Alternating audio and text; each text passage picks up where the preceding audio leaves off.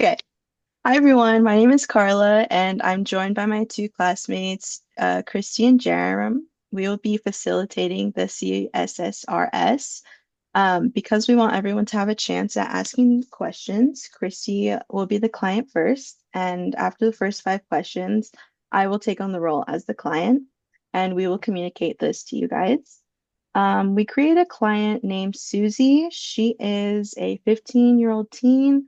She got into a car crash with her parents and she survived, but they both unfortunately passed away. She currently lives with her brother and is isolated and is struggling a lot mentally.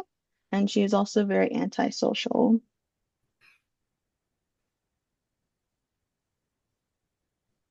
Well, I'm going to start And with the engagement process.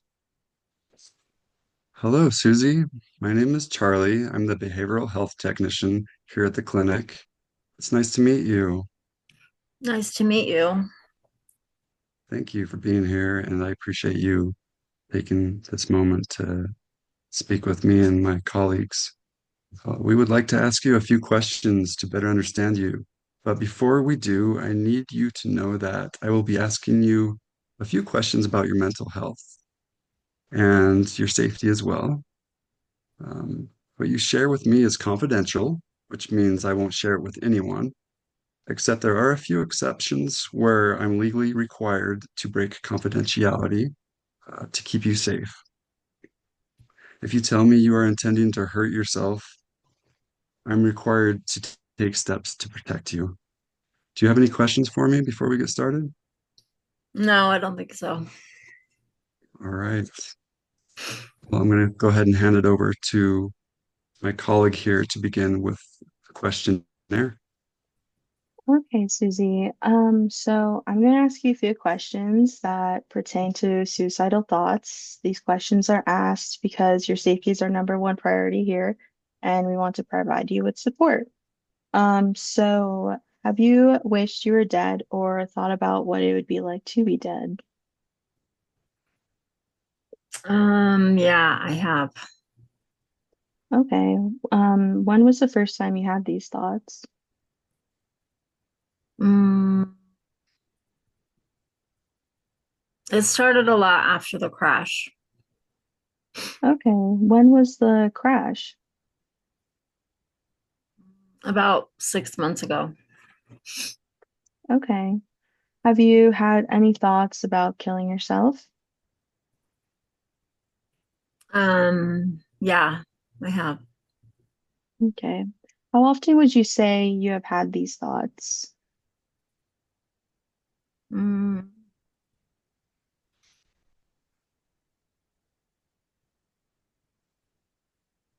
I don't know, quite a lot.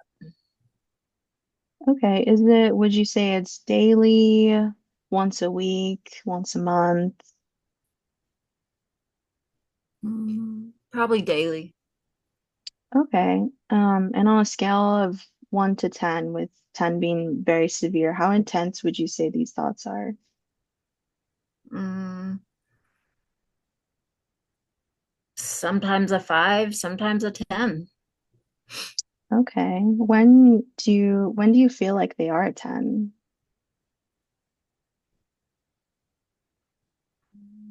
Mostly when I'm at home, makes me really sad. Okay. Have you thought about the ways you'd carry out these thoughts of ending your life? Mm, yeah. Okay. And Jerome, you can ask the remaining questions. Yes. When you thought about making yourself not alive anymore or killing yourself, did you think that this was something you might actually do?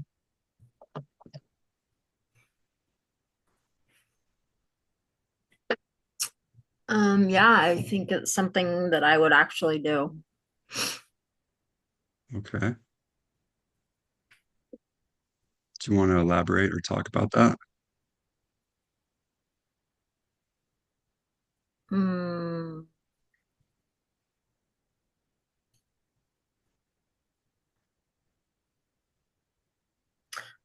um, yeah, I guess.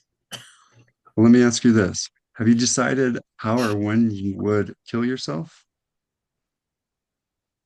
I decided how for sure. All Um, right.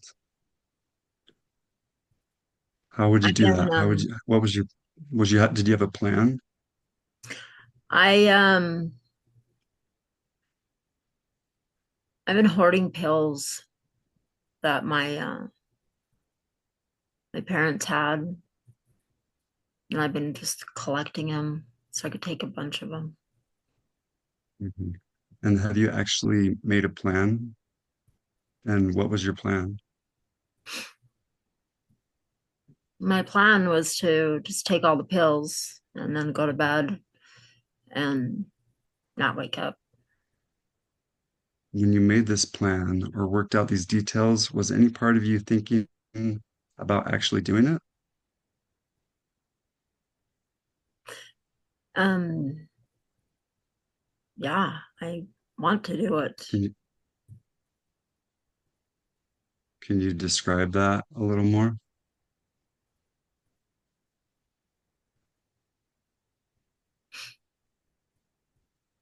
I just feel so sad and so miserable that I don't want to do I don't want to I don't want to be here anymore. So I feel sad because I love my brother, but I just don't want to be here anymore. But you said you have a plan.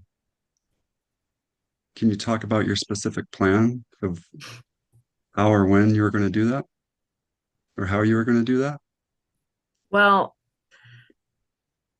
on Thursday night, I was just going to take all the pills because my brother was going to be working late. So I figured that was the best time to do it. How many times have you had these thoughts? Yeah, almost every day. All right. So now we're going to switch over to Carla as our suicidal patient.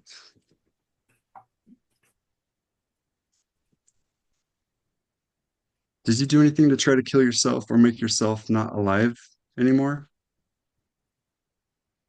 Um, yeah, I've tried.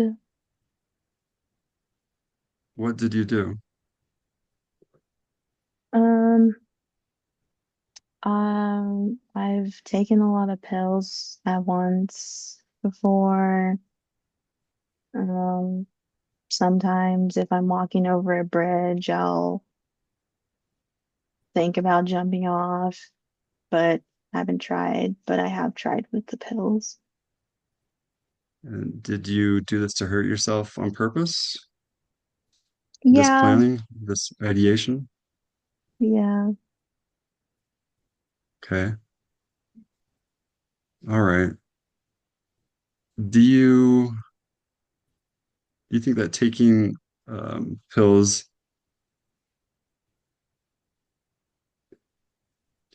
do you take pills as a way to end your life? Yeah, yeah, I would say that I would do that. I mean, I've tried Okay. before, so Do you want to die even a little when you take pills? yeah, it's definitely on my mind. All right. Were you trying to make yourself not alive anymore when you take pills? Yeah. All right. And then Christy will take it from here.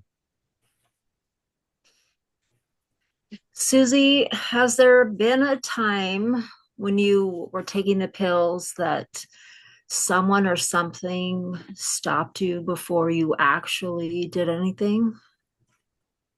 Um, yeah, one time I was going to take some pills, but my brother came in and stopped me, so I didn't do it. How did he stop you? Um, he just walked into the room and saw me with the pills in my hand and uh, told me to give them to him. Mm, Very good. Um, was there any of those times when you were taking the pills where you by yourself when you decided to change your mind before you did anything? Yeah, one time I did. I was about to take the pills, but I just thought about my brother finding me, so I decided not to because I care about him. Oh, good. I'm glad you were able to do that. That's really great. Um, have you done anything like to get ready? Like writing a note, um, giving your things away. Um, yeah, I've written a note to my brother and one of my friends. Um, but that's it. Okay, well, thank you so much for being honest with us today. Um, we're going to get you some help, Susie, okay? Okay. Okay, so that concludes our facilitation. So now we're going to go into the debriefing. So firstly, um, during the first five questions, since Susie answered yes to all those questions at some point, we would have emailed or texted our supervisor to come in and join us, and we would not leave Susie alone in the room with herself because she could do something to herself in the room, or she could leave and do something to herself that would harm herself. And also this will bring in another perspective on the situation with Susie, and maybe the supervisor will catch something that we don't see.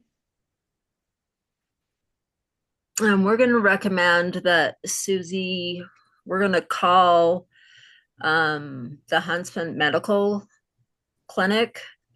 Um, Obviously, while somebody's still with Susie, we're under the impression that her brother brought her because she's 15, and so we would call and make an appointment for her to for them to go up to the Huntsman Medical Clinic so she could receive immediate help and support.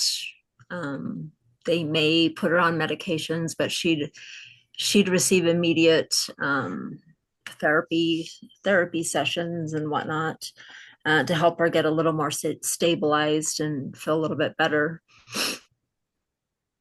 Yeah, and then once she's released from the Huntsman Medical Center, we're going to have regular meetings with her. We're going to recommend 3 months of clinical therapy along with group support.